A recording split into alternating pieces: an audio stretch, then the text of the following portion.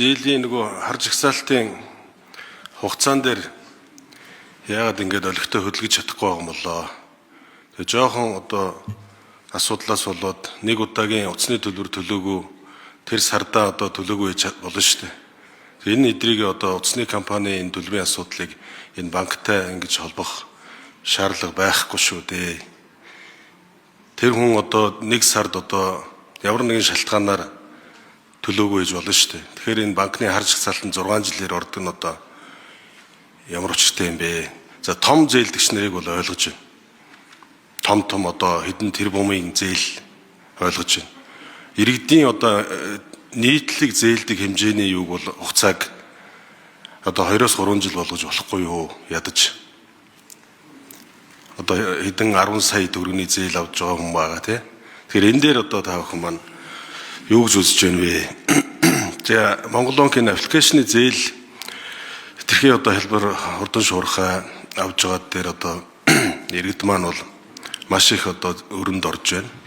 Мэдээж одоо хүний эрхийн асуудал ч гэсэн маш одоо хэлбэр аргаар одоо зээл аваад ингээд өрийн сүлжээнд ороод байгаа юм шүү. Тэтгэврийн зээл дээр Монгол банк одоо юу хийч вэ? Сая 3 сарын хэдэнд байна. Тэтгэвэр авж байгаа хүмүүс бол хамгийн хариуцлагатай, хамгийн хэрэгтэй болол авж байгаа.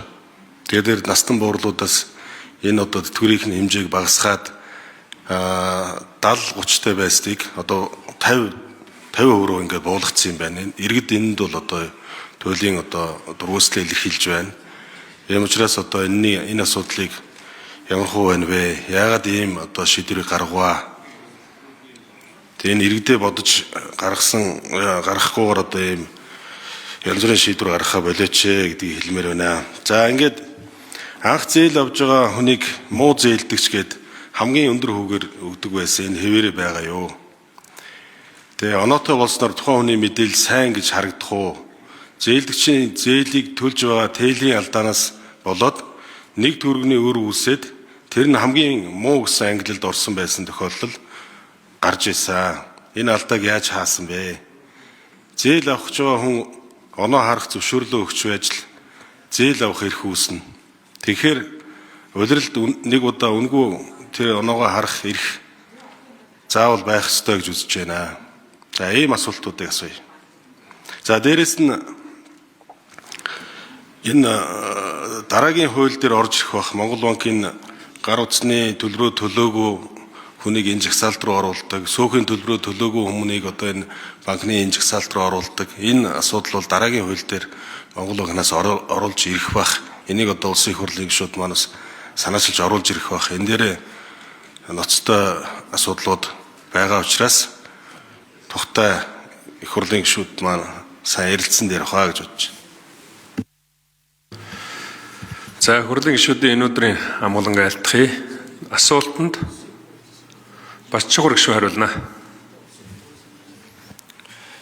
Тэг энэ 6 жилдээ харж жагсаалт байгаа энэ санхүүгийн ялдыг бол байхгүй болгоно. Тэгээ Mobicom-ийн зээлтэй холбоотой асуудал бол яг нь 5 жилээр болгож байгаа л да зарчмын зүйртэй саналаар байнгаараа дэмжигдсэн. Энэ бол муу зээлийн хадгална гэсэн зүйл биш. Зүгээр дата баазыг хадгална. Харж ихсаалт гэж зүйл байхгүй болно. Зүгээр тухайн хүнийг тодорхойлох нийт том дата бааз болон пүүлийн хамгаалах үйлдвэрлэл зүйл байгаа. Үүн дээр хувийн хвшилт нь өөрөө анализ хийгээд тэг онооны систем руугаа эрсдэл нь үнэлээ явуучих юм. Анх удаа зээл авах байгаа иргэд яах вэ гэж тэг олон улсаас судалгаа хийдэг юм блэ. Онооны систем руу орсноор анх удаа зээл авах ялангуяа эмэгтэйчүүдэд тоо нэмэгдсэн. Энэтхэл улсад 2005-6 оны үед энэ зээлийн мэдээллийн сангийн хуулийн өөрчлөлтөд онооны системд шилжсэн.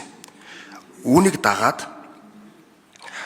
119 сая шинэ зээлэгч нь бий болсон. За Латин Америкт мөн адилхан энэ онооны системд шилжснээр анх удаа зээл авах байгаа санхүүгийн харилцаанд орох байгаа иргэд нь нийтдээ 31.7% нэмэгдсэн. Тэгэхээр нэг осны одоо бид нар бол илүү сахилах баттай болно. Санхүүгийн боловсролоо нэмэгдүүлэх зүйл яригдаад байгаа л да.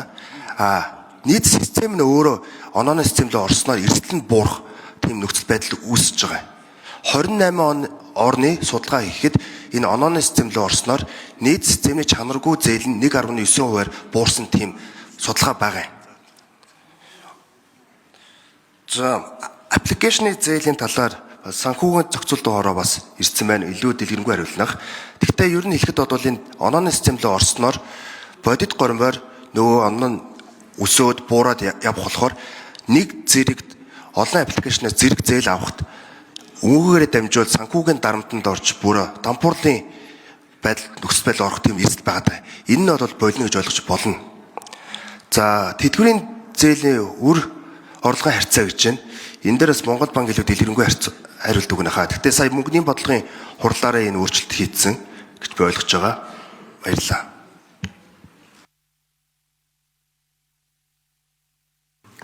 За Монгол банкны дэд ерөнхийлөгч та хариулъя. За Сэдвэрч даргын асуултанд хариулъя. Тэр 5 жилдээ одоо мөрдөгдөж байгаа 6 жилдээ холбоотой асуудал дээр хэлэхэд энэ зээлийн мэдээллийн түүх гэдэг маань өөрөө дан ганц муу зээлийн түүх биш. Энэ сайн зээлийн түүх явж байгаа. Тухайн санхүүгийн хэрэглэгч өөрөө авсан гэрээний үүргээр хүлээсэн үүргээ хэдэн жил тухайн санд хадгалуулах вэ гэсэн зохицуулт байгаа. Хэрвээ энийг одоо багасаад жишээлбэл 3 жил болгочих юм бол өнөөдөр 25 оны 4 сарын 25, 3 жил ихээр 22 оны 4 сарын 25-наас өмнөх ямар ч мэдээлэл харагдах болно гэсэн. Тэгэхээр энэ зээлийн оноо тооцоход сүүлийн 3 жилд санхүүгийн үйлчлэгээ аваагүй хүн одоо зээл аваагүй хүн байх юм бол энэ оноо нь бол яаж гарах нь бас тодорхойгүй болно гэсэн үг шүү дээ. Тэгэхээр энэ зээлийн оноо бодож байгаа энэ аргачлал маань өөрөө урт хугацааны энэ датан дээр үндэслэх тусам илүү одоо бодтой тогтоогдно гэж үзэж байгаа. Тэгээ 5 жил бол дэлхийн дунджаас бол харьцангуй бага байгаа. Гэхдээ бид бүхэн бол бас одоо байгаа энэ хуулийн дээр байгаа 6 жил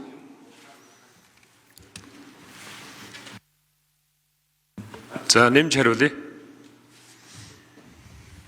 6 жил гэдгийг буурлаад 5 жил болгоод явж байгаа.